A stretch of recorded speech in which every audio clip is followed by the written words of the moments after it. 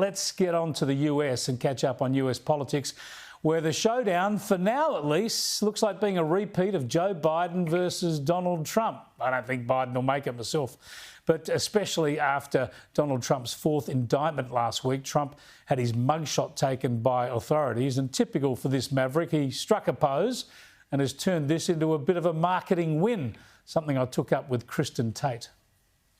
Yes, that mugshot is going to be the most famous mugshot in human history. It is instantly iconic, and that mugshot will be hugely motivating to Trump's base. When they see that mugshot, Chris, they see it as a symbol of a two-tiered justice system that goes after conservatives and tries to lock them up, punish them, and sometimes, silence them.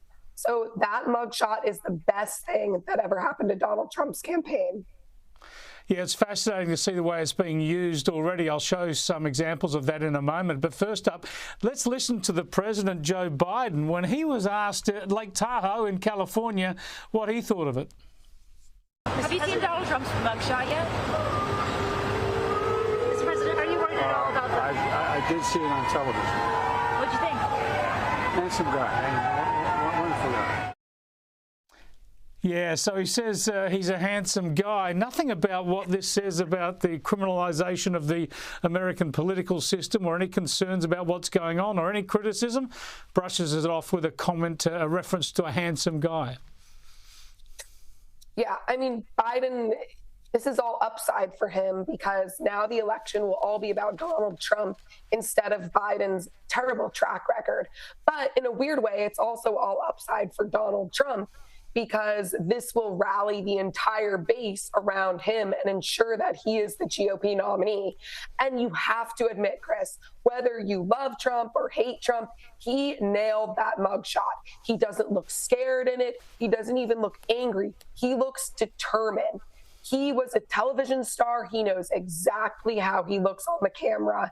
And that mugshot will be on every single campaign T-shirt and coffee mug. Well, it's being used already. I want to go to a poster now where it's being used obviously by Trump supporters, an old-style Western poster where it says wanted, and it says that Donald Trump is wanted for the presidency, make America great again. I mean, this is a taste. This will go right through to the election, presumably, this sort of use of this material. Oh, yeah. I mean, there's no way at this point that, in my mind at least, that any of these tier 2 candidates can beat Trump at this point, precisely because of this arrest and mugshot. And, there are no voters out there who supported Trump all this time up until now and are all of a sudden going to turn on him because of this arrest and mugshot. There's nobody out there who's going to say, well, I supported him through 2 impeachments, 1 million indictments, but this mugshot is what's going to do it for me. I can no longer support him.